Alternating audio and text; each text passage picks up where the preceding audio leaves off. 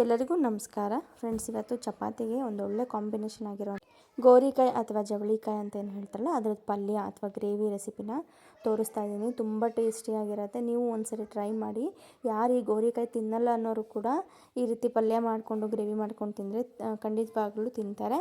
ಇವಾಗ ಇದಕ್ಕೆ ನಾನು ಗೋರಿಕಾಯಿನ ನೀಟಾಗಿ ಚೆನ್ನಾಗಿ ತೊಳೆದು ಸೈಡ್ದೆಲ್ಲ ತೊಟ್ಟೆಲ್ಲ ತೆಗೆದು ನೀಟಾಗಿ ತೊಳೆದು ಎತ್ತಿಟ್ಕೊಂಡಿದ್ದೀನಿ.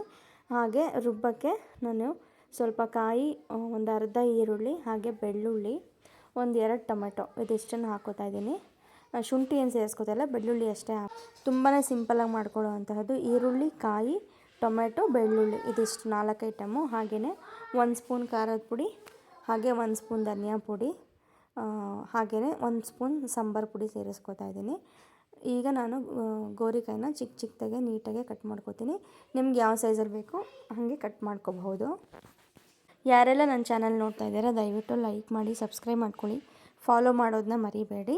ಇವಾಗ ನೀಟಾಗೆಲ್ಲ ಇದನ್ನು ಹೆಚ್ಕೊಂಡು ಆನಂತರ ನಾವೇನು ಮಸಾಲೆ ಜಾರಲ್ಲಿ ಹಾಕ್ಕೊಂಡಿದ್ವಲ್ಲ ಅದನ್ನು ನೈಸಾಗಿ ಪೇಸ್ಟ್ ಮಾಡಿ ಎತ್ತಿಟ್ಕೊಳ್ಳೋಣ. ಇವಾಗ ಒಂದು ಕುಕ್ಕರ್ಗೆ 1-2ರಿಂದ 3 ಟೇಬಲ್ ಸ್ಪೂನಷ್ಟು ಎಣ್ಣೆ, ಹಾಗೆಯೇ ಇದಕ್ಕೆ ಒಗ್ಗರಣೆಗೆ ಸಾಸಿವೆ ಮತ್ತು ಜೀರಿಗೆ ಹಾಕೋತಾ ಇದ್ದೀನಿ. ಒಂದು ಒಳ್ಳೆ ಫ್ಲೇವರ್ ಕೊಡುತ್ತೆ ಜೀರಿಗೆ. ಹಾಗಾಗಿ ಇದಕ್ಕೆ ಒಂದು ಅರ್ಧ ಈರುಳ್ಳಿ ಹೆಚ್ಚಿರೋದನ್ನ ಹಾಕ್ಕೊಂಡು ಈರುಳ್ಳಿ ಸ್ವಲ್ಪ ಲೈಟಾಗಿ ಫ್ರೈ ಆದ ನಂತರ ನಾವೇನು ಹೆಚ್ಚಿಟ್ಕೊಂಡಿದ್ವಲ್ಲ ಗೋರಿಕಾಯಿ ಅಥವಾ ಜವಳಿಕಾಯಿ ಅಂತ ಕರೀತಾರಲ್ಲ ಅದನ್ನು ಹಾಕ್ಕೊಂಡು ಚೆನ್ನಾಗಿ ಹುರ್ಕೋಬೇಕು. ಗೋರಿಕಾಯ್ದು ಹಸಿ ಸ್ಮೆಲ್ಲೆಲ್ಲ ಹೋಗಬೇಕು. ನಾವು ಯಾವುದೇ ತರಕಾರಿ ಪಲ್ಯ ಅಥವಾ ಗ್ರೇವಿ ಮಾಡಿದ್ರೆ ಈ ರೀತಿ ಎಲ್ಲ ನೀಟಾಗೆ ಫ್ರೈ ಮಾಡಿಕೊಂಡ್ರೆ ನಮಗೆ ಆ ತರಕಾರಿ ಹಸಿ ವಾಸನೆ ಹೋಗಿ ಚೆನ್ನಾಗಿ ಒಳ್ಳೆ ಟೇಸ್ಟ್ ಕೊಡುತ್ತೆ ಅಂತಲೇ ಹೇಳ್ಬೋದು. ಇವಾಗೆಲ್ಲ ನೀಟಾಗಿ ಫ್ರೈ ಮಾಡ್ಕೊಳ್ಳಿ, ಎಣ್ಣೆಯಲ್ಲಿ ಚೆನ್ನಾಗಿ ಹುರ್ಕೋಬೇಕು. ನೀಟಾಗೆಲ್ಲ ಹುರ್ಕೊಂಡಾದಮೇಲೆ ಇದಕ್ಕೆ ನಾವು ರುಬ್ಬಿಟ್ಕೊಂಡಿರೋಂಥ ಮಸಾಲೆ, ನಾನಿಲ್ಲಿ ಒಂದು 2-3 ಜನ ತಿನ್ನೋ ಅಷ್ಟು ಪಲ್ಯ ಮಾಡ್ತಾರೆ. ಅದು ಒಂದು 1/4 kg ಗೋರಿಕಾಯಿ ತೊಗೊಂಡಿದ್ದೀನಿ. ಅದಕ್ಕೆ ಇಷ್ಟು ಮಸಾಲೆ ಹಾಕ್ಕೊಂಡಿದ್ದೀನಿ. ನೀವು ಜಾಸ್ತಿ ಕ್ವಾಂಟಿಟಿ ಬೇಕು ಅಂದರೆ ನಾನು ತೋರಿಸಿರೋ ಐಟಮ್ನ ಸ್ವಲ್ಪ ಜಾಸ್ತಿ ಹಾಕ್ಕೊಳ್ಳಿ. ಈಗ ರುಬ್ಬಿರೋಂಥ ಮಸಾಲೆ, ಅದಕ್ಕೆ ತಕ್ಕಷ್ಟು ನೀರು, ರುಚಿಗೆ ತಕ್ಕಷ್ಟು ಉಪ್ಪು ಇದಿಷ್ಟನ್ನು ಹಾಕ್ಕೊಂಡು ಒಂದು ಸರಿ ನೀಟಾಗಿ ಚೆನ್ನಾಗಿ ಕೈ ಆಡಿಕೊಂಡು ಮಸಾಲೆ ಎಲ್ಲ ಸೆಟ್ ಆಗಬೇಕು. ತೆಳ್ಳ ಅನಿಸಿದ್ರೆ ಇನ್ನೊಂದು ಸ್ವಲ್ಪ ಮಸಾಲೆ ಬೇಕಾದ್ರೆ ರುಬ್ಬಿ ಹಾಕ್ಕೋಬೋದು.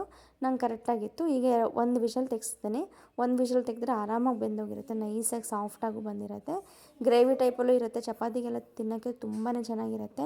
ರೊಟ್ಟಿಗೂ ಆಗಿರ್ಬೋದು, ರೊಟ್ಟಿಗೂ ತುಂಬ ಚೆನ್ನಾಗಿರುತ್ತೆ. ನೀವು ನೋಡ್ತಾ ಇದ್ದೀರಲ್ಲ ಎಷ್ಟು ಚೆನ್ನಾಗಿ ಸಾಫ್ಟಾಗೆ ಬೆಂದಿರುತ್ತೆ. 1 ವಿಷಲ್ ತೆಗೆಸ್ಕೊಳ್ಳಿ ಸಾಕು. ತುಂಬ ಜಾಸ್ತಿ ವಿಷಲ್ ತೆಗೆಸ್ಕೊಂಡ್ರೆ ನಮಗೆ ತುಂಬಾ ಬೆಂದು ಕರಗ್ದಂಗೆ ಆಗಿಬಿಡುತ್ತೆ. ಸೊ ಹಾಗಾಗಿ ಫ್ರೆಂಡ್ಸ್, ಯಾರೆಲ್ಲ ನನ್ನ ಚಾನಲ್ ನೋಡ್ತಾ ಇದ್ದಾರೆ ದಯವಿಟ್ಟು ಲೈಕ್ ಮಾಡಿ, ಫಾಲೋ ಮಾಡಿ, ಸಬ್ಸ್ಕ್ರೈಬ್ ಮಾಡ್ಕೊಳ್ಳಿ ಅಂತ ಕೇಳ್ಕೊತೀನಿ. Thank you.